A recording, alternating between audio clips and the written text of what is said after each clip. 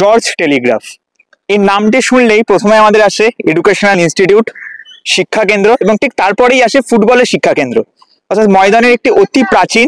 এই বছর অর্থাৎ 2025 সালের এপ্রিল মাসে তারা পড়লো 100 বছরে, এবং সেই ক্লাবেরই আজকে ছিল সিএফএল এর প্র্যাকটিস। তারা একটি দীর্ঘক্ষণ আজকে প্র্যাকটিস ম্যাচও খেললেন।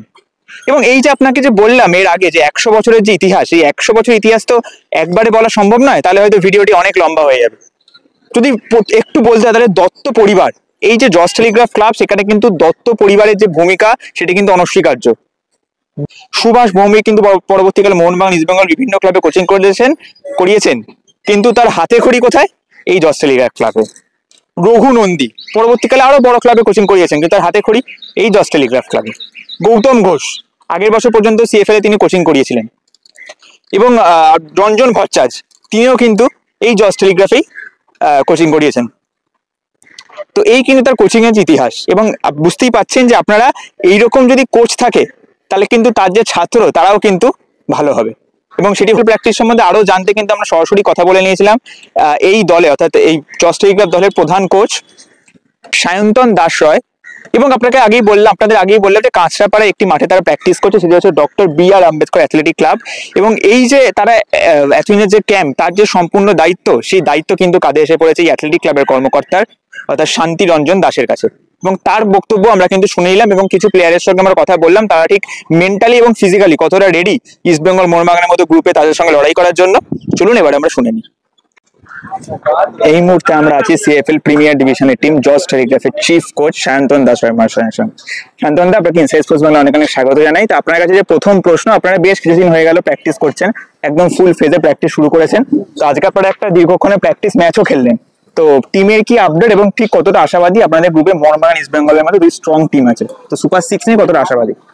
না দেখো, এখনো পর্যন্ত কারণ আমাদের কাছে সব থেকে বড় অ্যাচিভমেন্টই হচ্ছে সুপার 6 প্রথমে, তারপরে সুপার 6-এ কোয়ালিফাই করার পরে তো চ্যাম্পিয়নশিপের বিষয়টা, কিন্তু ফার্স্ট টার্গেট হচ্ছে সুপার 6। আমরা চেষ্টা করেছি একটা ভালো দল করার, একটা ভালো টিম করার। দেখো, আমরা খুব একটা নামের পিছনে ছুটিনি, আমরা হার্ডওয়ার্কে বিশ্বাসী, এবং আমরা জানি যে যদি আমরা হার্ডওয়ার্ক করতে পারি তো আমাদের টিমটা কোন লেভেলে দাঁড়াতে পারে বা কোন জায়গায় দাঁড়াতে পারে। কারণ এবারে লিগ আমার যেটা ধারণা যে প্রচন্ড কম্পিটিটিভ, কারণ সব টিম এবার খুব ভালো টিম করেছে, প্রত্যেক কটা টিমে ভালো ভালো প্লেয়ার রয়েছে। তো আমরাও পিছিয়ে নেই, আমরাও যথেষ্ট ভালো স্কোয়াড। অন পেপার তুমি দেখতেই পাচ্ছ যে কিরকম স্কোয়াড আমাদের করেছে। আজকে তোমরা ম্যাচ দেখলে, সেখানে আমি আশাবাদী, তো ডেফিনেটলি নিজের টিম নিয়ে তো আশাবাদী হতেই হবে। তো ভালো রেজাল্টের জন্য এখনো পর্যন্ত দেখো, আমরা 7 দিনের আবাসিক শিবির করলাম, আজকেই আমাদের ক্যাম্প শেষ হলো। তো আমরা প্রচুর হার্ডওয়ার্ক করেছি, এবং আমি বিলিভ করি হার্ডওয়ার্কের উপর সম্পূর্ণ।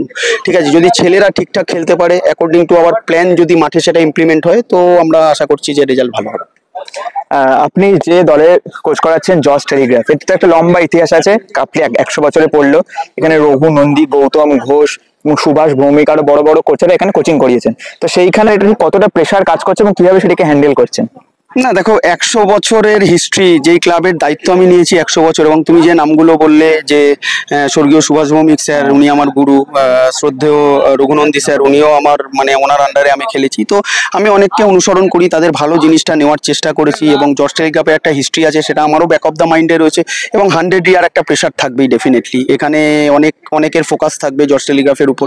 তো আমি চেষ্টা করব যাতে যে এক্সপেকটেশন ওয়াইজ মানে আমাকে কোচ করা হয়েছে, ক্লাবের একটা এক্সপেকটেশন রয়েছে আমার প্রতি, তো সেটাকে ফুলফিল করা এবং সেটাকে রিটার্ন দেওয়ার চেষ্টা করবো আমি।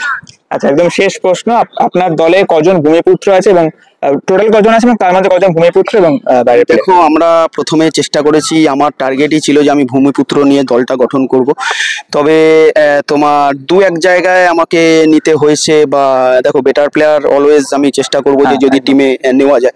তো সেখানে আমার দলে এখনো পর্যন্ত যা স্কোয়াড রয়েছে তাতে 2 জন আউটসাইড প্লেয়ার রয়েছে, আর বাকি পুরো সন অফ সয়েল সবাই রয়েছে।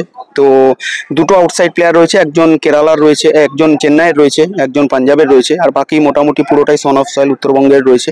তো আমি চেষ্টা করেছি বাঙালি প্লেয়ারদের ম্যাক্সিমাম প্ল্যাটফর্মটা দেওয়ার, কারণ বাংলার ফুটবলে যদি বাঙালি প্লেয়ারদের প্ল্যাটফর্ম না দেওয়া যায় তাহলে তো আর তারা বাইরে গিয়ে খেলবে না। তো আমি চেষ্টা করেছি যে একটা সন অফ সয়েল নিয়ে একটা রক সলিড টিম করার। তোমাদের দিক থেকে কি মনে হচ্ছে, তোমরা ঠিক কতটা রেডি সিএফএল এর জন্য? তোমাদের দলে আছে মোহনবাগান, ইস্টবেঙ্গল মতো শক্তিশালী দল, ঠিক কতটা রেডি? প্রথমে তোমার কাছে আসবে। অ্যাকচুয়ালি আমাদের সবে ক্যাম্পটা শেষ হলো আজকে, তো এখনো অনেক কিছুই বাকি আছে কাজ করা আমাদের। কিন্তু যা আমাদের ফিটনেস এখনো অনেক বাড়াতে হবে, কারণ 90 মিনিটসের ম্যাচ, তো এখানে 30 মিনিট ম্যাচ হলো, তো 30 মিনিট ম্যাচ তো সিএফএল হবে না 90 মিনিট। তো 90 মিনিটের জায়গায় এখনো ছেলেপেলে পুরোপুরি আসেনি, তো আপ টু দা মার্ক এখন অনেকটা যেতে হবে। তো সেভাবেই প্রস্তুতি আরো নিতে হবে, নেক্সট উইক থেকে আরো হার্ড ওয়ার্ক করতে হবে। এটাই। তোমার কাছে এটাতে আসবো, সেটা হচ্ছে যে তোমাদের গ্রুপে মোহনবাগান ইস্ট বেঙ্গল দুই প্রধান ময়দানে, তো সেখানে আলাদা করে কোনো স্ট্র্যাটেজি কি কোচ করছেন? স্ট্র্যাটেজি কিছুই না, তোমাদের মনোভাব? আমাদের কোচ একটাই, প্রত্যেকটা টিমকে যেরকম ভাবে একটা একটা করে একটা ওয়াইজ যাবো।